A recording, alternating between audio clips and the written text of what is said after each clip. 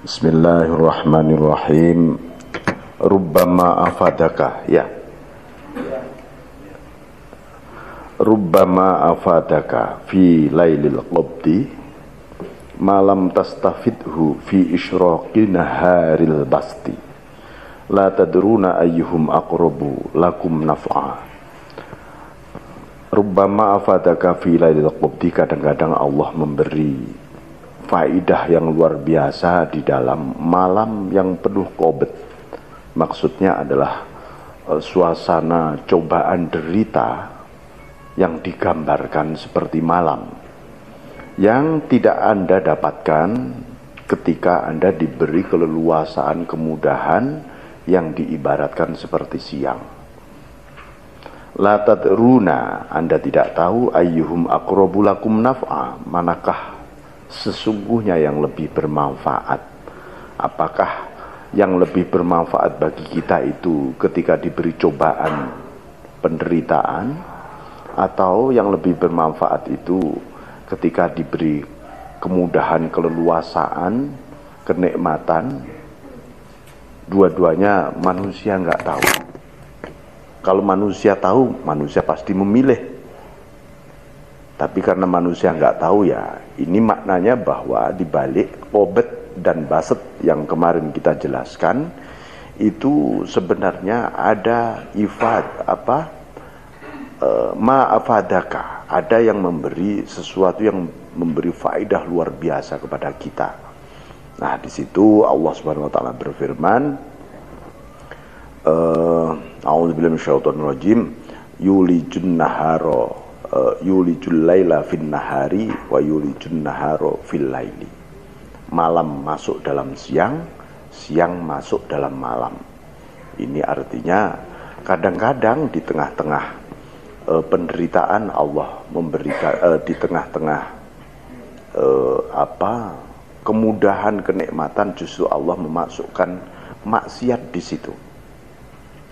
Itu artinya betapa banyak orang yang beribadah tetapi sesungguhnya sedang maksiat dia, hatinya.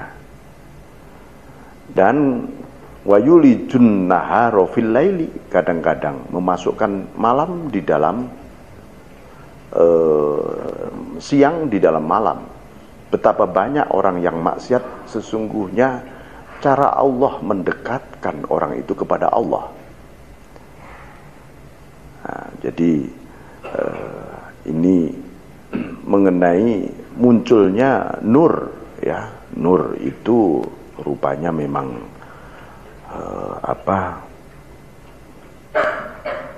sesuatu yang munculnya dengan fenomena yang berbeda. Nah, jadi banyak yang kita dapatkan itu sesuatu yang begitu luar biasa, pengetahuan kita yang semakin mendekatkan kita kepada Allah, yang tidak kita dapatkan ketika kita sholat, malahan ketika kita zikir, ketika kita berdoa. Artinya justru kita dapatkan ketika kita menghadapi fakta-fakta takdir Allah yang tidak menyenangkan kita. Nah, ini. Nah, disinilah sebenarnya awal supaya manusia itu tetap tidak terhijab dari Allah bagaimana. Nah, hijab itu ditutupi. Ada dua hijab. Satu hijabun nur, dua hijabul zulmah. Ada hijab nur. Nur itu bisa malah jadi hijab juga bisa. Ya, nanti ada lagi yang disebut hijab kegelapan. Terhijab karena dosa, karena nafsu, karena macam-macam. Nah, matoliul anwar al-qulubu wal asrar, tempat terbitnya matahari, tempat terbitnya nur, cahaya itu adalah al-qulub wal asrar, hati dan rahasia hati. Itu. Nah, kalau tempat terbitnya nafsu apa? Kegelapan apa? Ya nafsu. Itu tempat terbitnya gelap. Sebenarnya seseorang ketika mulai menuruti kesenangan nafsunya, sebenarnya dia mulai remang-remang, mulai menjurus pada kegelapan sebenarnya. Dirasa di sini, loh saya semakin jauh dari Allah, semakin jauh. semakin jauh lalu dimanja.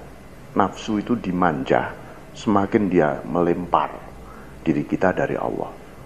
Nah, di situ kita mesti mengingatkan diri kita dan tegas pada diri sendiri. Bismillahirrahmanirrahim. Nah, jiwa itu makna secara umum itu adalah keseluruhan yang ada di batin kita. Ada akal, ada nafsu, ada pikiran, ada hati, ada roh, ada sirrul asrar, itu namanya jiwa. Nafas secara umum, nafas secara khusus beda lagi. Ada nafsu ammarah, nafsu lawamah, nafsu mulhamah, ada mutmainah, rodiyah, mardiyah, ya, kasyifah, nanti ada arifah, ada kamilah. Itu nafsu secara khusus, arti nafas secara khusus. Kalau secara umum adalah seluruh lembaga yang ada di dalam batin, itu jiwa. Kemudian artinya begitu. Nah, tinggal representasi jiwa itu ketika tervisualkan di dalam diri kita sendiri. Nah, misalnya begini, ketika jiwa itu munculnya males-malesan beribadah, males, pengennya yang enak-enak, oh itu namanya jiwa yang nafsu. Gitu. Ketika kadang-kadang beribadah, kadang-kadang enggak, wah soalnya saya kalau sholat terus kayaknya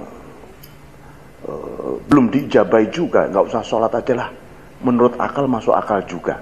Nah itu akal itu hanya terbatas begitu sebenarnya. Tapi kalau kemudian dia terus menerus, jiwa itu pengen beribadah terus dekat dengan Allah, oh itu namanya hati. Kalau yang muncul itu satu bentuk gairah rindu kepada Allah yang nggak tertahan, oh itu namanya roh. Nah, kalau yang muncul di mana-mana sudah nggak ada peluang yang lain, bertanya juga enggak, wis Allah, nggak ada yang lain. Ah itu namanya sir. Nah kalau sudah diri Anda sendiri juga nggak merasa diri Anda, pokoknya nggak bisa. Nah, itu namanya sirrul asrar. Tapi semua adalah jiwa sebenarnya. Tinggal visualnya seperti apa. Itu saja gampang. Bismillahirrahmanirrahim. Karena itu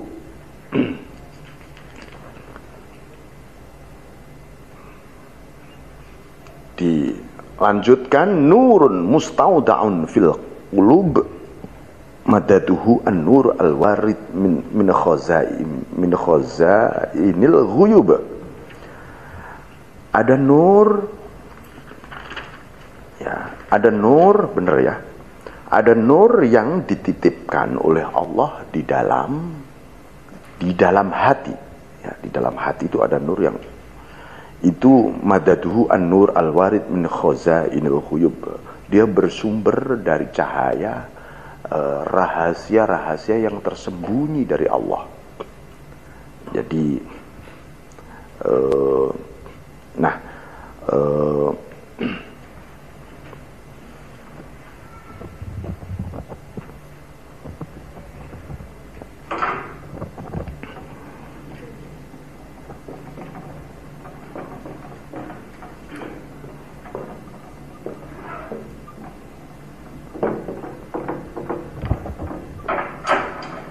an-nur, ya, nur. Nah, ini ada nur tawajjuh.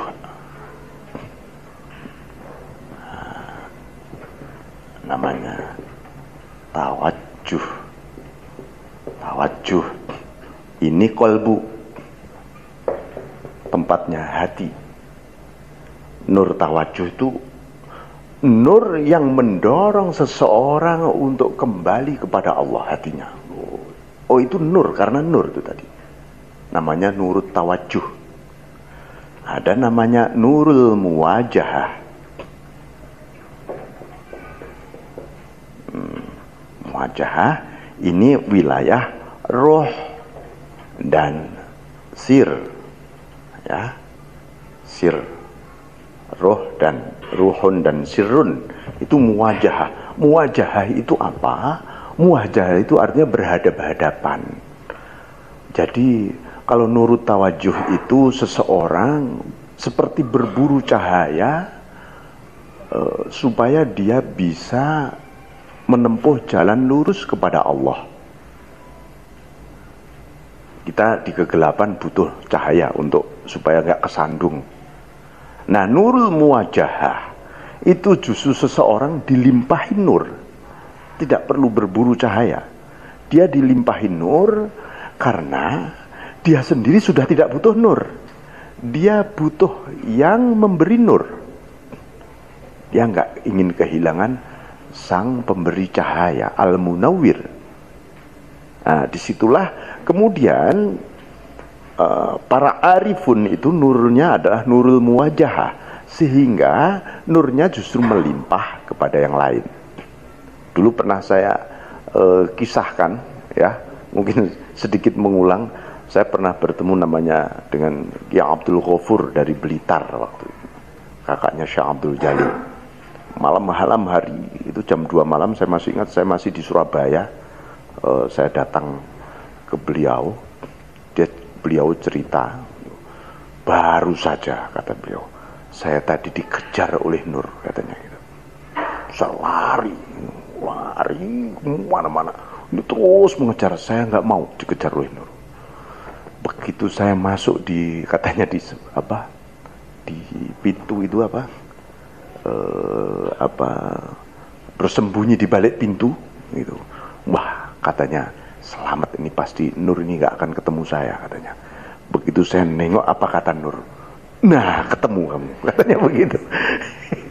Jadi itu hanya lambang saja. Jadi ada memang seorang aulia itu yang dirinya dikejar-kejar kewalian, gak mau. Justru ini yang makomnya tinggi seperti ini. Jadi dulu ada kongres para sufi gitu ya, semua diundang, yang datang itu macam-macam. Ada yang pakai sajadah set nyampe, ada yang terbang nyampe, macam seluruh dunia datang. Nah, tuan rumahnya nggak mulai kongres itu, biarin sampai 3 hari. Akhirnya ada yang bertanya, tuan kapan dimulai acara ini? Nunggu 1 orang belum datang ini, undangan istimewa. Wah, orang pada nunggu siapa ini, tokoh hebat ini. Orang pada nunggu, semua berjajar semua. Tuan rumahnya juga nunggu. Begitu dilihat ternyata jembel, dari jauh gitu, pakaiannya hitam, sudah sobek-sobek, jalannya sempoyongan. Mana tuan? Lah itu, dari jauh. Orang pada tengok, apa hebatnya orang itu, katanya gitu. Begitu orang itu datang, dipeluk oleh tuan rumahnya, mari kita mulai kongres ini gitu. Kongres itu dimulai gitu. Anda tahu kenapa orang ini tadi saya tunggu, begitu hebat orang ini? Nggak tahu, kita juga penasaran kenapa orang jembel ini yang Anda tunggu. Ya, karena kalian semua berburu kewalian. Orang ini kamu tanya sendiri kenapa dia hebat. Dia bilang, iya, saya ini sebenarnya pakaian saya compang-camping jalan di padang pasir, saya mau ditempeli kewalian, katanya. Lah ini yang hebat ini orang, katanya itu. Nah, berbeda dengan Anda, kalian gitu. Anda mencari hebat itu di dunia saja kok cari hebat gitu loh. Kan masih di dunia kan, di dunia kok cari hebat. Bismillahirrahmanirrahim. Karena itu nurun yakshifu laka bihi an athari wa nurun yakshifu laka bihi an awsafi. Ada cahaya yakshifu laka bihi an athari yang tumbuh dari makhluknya Allah. Nur apa ya? Nur fisika, cahayanya matahari ya, bulan, bintang, listrik, macam ini muncul namanya nurul hissi, nur fisik, cahaya fisika. Ada lagi cahaya maknawi, itu yang disebut nur yang sesungguhnya, yang selama ini dibahas nurun ala nur dan sebagainya, nur maknawi, bukan cahaya fisika ini. Ini hanya lambang saja ini, supaya orang itu tahu bahwa oh ini ada cahaya toh. Cahaya untuk apa toh? Ya supaya menghapus gelap gitu saja. Artinya cuma begitu saja, supaya kita paham tentang nur. Nah, ada wa nurun yakshifu laka bihi an awsafi, ada nur yang muncul dari sifat-sifat Allah. Nah, di situ dari nur yang muncul dari sifat Allah itu memunculkan rasa fana di dalam diri seseorang. Ya, seseorang itu apabila dipantuli, dipancari, dibias oleh cahaya sifat-sifat ilahiyah, orang itu merasakan pertama kali adalah rasa fana.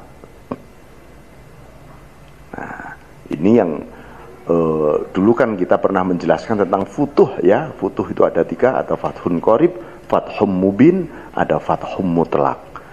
Saya jelaskan dulu ketika masuk di fathum mubin, inna fatahna laka fatham mubina, itu adalah fana. Karena nyata semua di balik sifat Allah, cahaya sifat Allah, loh. Lalu orang nggak berdaya semua. La haula wala quwwata illa billah. Dah, Allah, semua engkau Allah. Nah, itu fana pertama kali, fana fil af'al dulu, lalu fana fis sifat, nanti ada fana fil dzat. Tapi Ibnu Athaillah kenapa membatasi nurun yang yakshifu laka bihi an awsafi, sifatnya bukan dzatnya? Karena orang yang sudah dibuka fana fis sifat itu pasti dekat sekali dengan fana fil dzat. Jadi fana fis sifat fil af'al, fana fis sifat, ada fana fil dzat.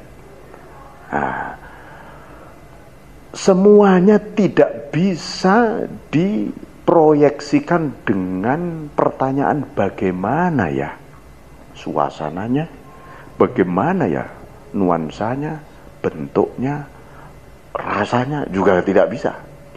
Itu mengalir saja, yang Allah sendiri yang mengatur rasa Anda dan seterusnya. Karena itu jangan diharap-harap. Saya tak fana biar nanti suasananya begini gitu ya. Nanti nggak bisa fana-fana malahan, karena Anda masih melihat diri Anda. Gitu. Seperti cerita dulu, ada kawan saya ketika dia jalan gontai banget itu. Mas, jalanmu kok gontai banget, kenapa? Ya saya lagi tawakal ini katanya. Jadi ini namanya membagaimanakan tawakal itu sendiri. Akhirnya begitu munculnya. Bismillahirrahmanirrahim. Nah, ini yang penting. Ibnu Athaillah mengingatkan, rubbama waqafatil qulub ma'al anwar kama hujibatin nufus bikathai fil aghyar. Kadang-kadang hati itu berhenti pada cahaya. Nah, begitu dibuka hatinya oleh Allah, asik, indah, luar biasa. Nah, kadang-kadang dia berhenti di situ. Itu berarti perjalanan hati Anda terhenti, tidak terus. Kalau berhenti maka nur menjadi hijab di situ, menjadi tirai. Seperti Rasulullah dibukakan surga, itu nur suasananya. Tapi diingatkan oleh Jibril ketika berhenti di sana, Muhammad, tidak di sini tempatmu berhenti, terus. Tujuanmu ini Allah. Kama hujibatin nufus bikata ifil aghyar, sebagaimana nafsu itu ditirai oleh alam kasat mata yang penuh dengan tipu daya. Nafsu itu hijab, yang menghijab nafsu kita untuk tidak sadar-sadar. Itu ya fenomena-fenomena lahiriah yang mempesona. Itu yang selalu menutupi, menipu daya nafsu seseorang. Nah, begitu juga hati kita bisa diperdaya oleh cahaya. Anda tiba-tiba diperlihatkan oleh Allah masuk di makom yang di situ dihuni para aulia misalnya. Wah, asik. Kedengangan kalau orang Jawa, tercengang, terpesona di situ. Berhenti sudah perjalanan Anda. Nggak bisa mi'raj lagi. Mi'rajus salikin itu terus menuju pada, mestinya terus. Makanya kalau Anda lagi sholat itu zikir, tiba-tiba terharu, indah, asik, cepat-cepat kembali pada Allah. Ya Allah, tujuanku Engkau ya Allah. Bukan asiknya zikir ini, bukan nangisku ini, bukan ya Allah, Engkau. Itulah. Juga jangan dicari-cari, kenapa saya nggak indah lagi ya seperti semalam. Nah, ya, jangan. Terus tujuan kita Allah. Jadi jangan sampai kita wukuf, berhenti hati kita, mau nafsu kita juga jangan berhenti oleh fenomena-fenomena lahiriah, karena itu pasti menjadi tirai, lalu kita pasti alpa. Bismillahirrahmanirrahim. Wa anna ila rabbikal muntaha, dan hanya kepada Tuhanmu lah. Nah di sini disebutkan tentang kasaiful aghyar, hal-hal pesona fisik duniawi ini yang di Al-Quran disebutkan zuyyina linnasi hubbus syahawat minan nisa wal banina wal qanatiral muqantarah. Ini ayat informatif, bukan ayat perintah ya. Saya pernah mendengar begini, orang menafsiri ini jadi salah. Manusia dihiasi oleh senang kepada wanita, anak-anak, gedung-gedung, kemewahan, dan seterusnya. Kendaraan, gedung, dan seterusnya, di ayat itu. Lah, di Al-Quran kan sudah dijelaskan begitu, jadi kita wajar senang dengan ini. Loh, ini ayat informatif, bukan ayat disuruh senang, bukan. Ya, beda. Kalam khobar dengan kalam amar itu beda. Sama dengan begini, ada kalam khabar, ya Yuhannas inna khalaqnakum min dzakari wa unsa wa ja'alnakum syu'uban wa qabail lita'arafu. Hai manusia, kamu saya jadikan bergolong-golong, berkelompok, dari laki-laki dan perempuan dijadikan bergolong-golong, kelompok-kelompok. Loh, di Al-Quran dijelaskan kita harus bergolong-golong katanya, berkelompok-kelompok. Loh, ini kalam khobar, kalam informatif, bukan diperintahkan, bukan. Perintahnya cuma satu, lita'arafu, lah itu baru perintah. Agar kalian saling kenal mengenal, berinteraktif, saling menukar pengetahuan, saling menularkan makrifat kepada Allah. Lita'arofu itu artinya begitu. Jadi seperti zuyina ini juga begitu. Jadi biasanya kalau zuyina atau kalam khobar itu ada wilayah yang Allah pasti ada ujian di balik ini. Jadi ada ujian itu kan seperti tikungan-tikungan tajam gitu ya. Orang balapan itu kalau lihat GP motor atau apa itu, saya hobi lihat itu. Itu sepertinya kalau kita lihat ujian kita itu ya ketika lagi di tikungan-tikungan itu. Nah, manusia itu ujian kita itu kita ikhtiar berjuang.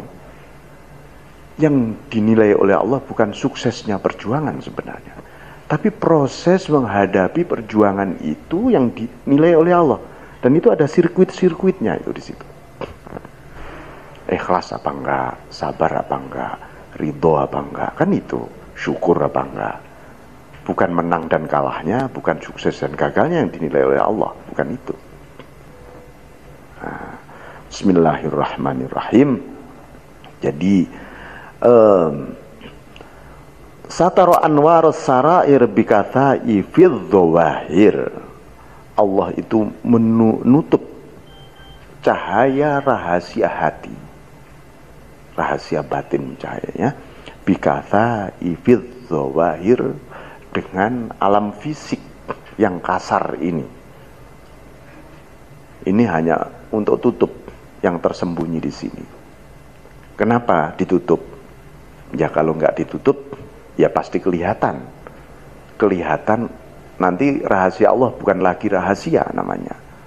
Lah kalau sudah rahasia itu diungkapkan, nah diungkapkan, nanti malah menjadi tercela.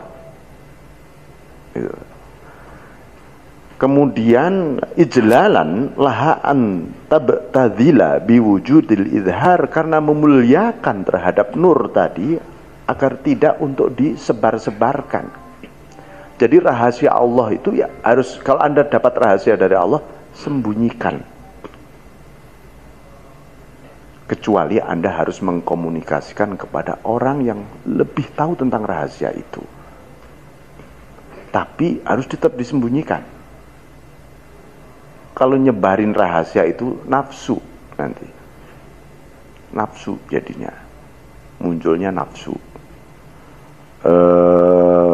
Wa ayyunadiya 'alaiha bilisanil ishtihar, agar juga tidak mengajak orang untuk menimbulkan popularitas. Jadi itu menjadi cacat akhirnya. Itu rahasia biar tersembunyi.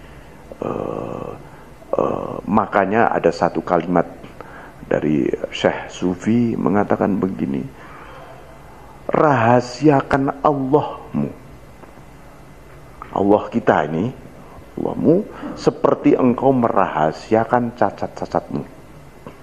Semua orang pengen merahasiakan cacatnya. Allah itu juga harus kita rahasiakan, betul.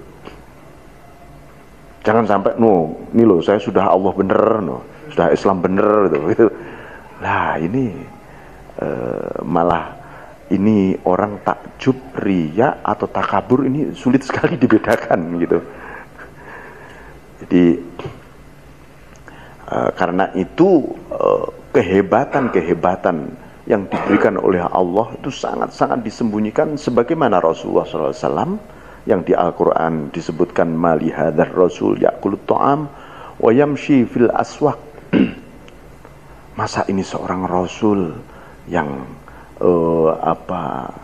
ya di pasar ya makan biasa kayak makanan orang, ya beliau itu juga berkeluarga, tidur ya, puasa ya, cuci-cuci sendiri, bantu masak istrinya dan seterusnya. Sangat-sangat manusiawi. Justru sesuatu yang sangat manusiawi itulah cara Allah menutupi keistimewaan Rasul. Itu yang disebut supaya apa? Ya semakin tertutup, semakin istimewa. Gitu. Anda punya rahasia, sesuatu yang sangat berharga. Mungkin ibu-ibu punya berlian yang dianggap berharga. Banyak itu. Kalau itu diecer-ecer di pinggir jalan, hanya ada dua. Satu, kata orang-orang, oh itu pasti palsu. Nah, yang kedua, dicuri orang pasti. Nah, begitu juga manusia ini, kalau suka mengungkap rahasia dari Allah, oh itu sufi palsu pasti.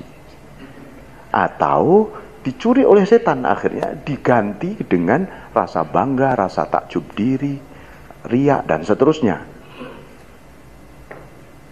Nah itu, jadi bismillahirrahmanirrahim, gambaran mengenai nur ya.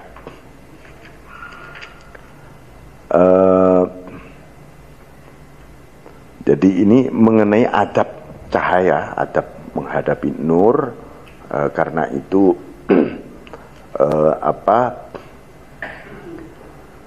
jangan sampai layakifu ma'a maksiatin walayar kunu ila ta'atin, supaya kita itu tidak putus asa hanya gara-gara manusia itu bermaksiat. Karena orang itu habis maksiat biasanya merasa jauh dari Allah, lalu dia, ya Allah jangan-jangan aku gak kau terima lagi. Nah, jangan sampai begitu. Jangan sampai tumbuh suudzon, curiga kepada Allah gara-gara dosa kita. Begitu juga walayar kunu ila ta'atin, jangan mengandalkan taat kita. Wah kita sudah taat, berarti saya sudah dong. Wah saya sudah tamat, sudah selesai puasa ini. Nah ini namanya yarkunu ila ta'ah. Itu juga terhijab juga, tapi nur hijabnya.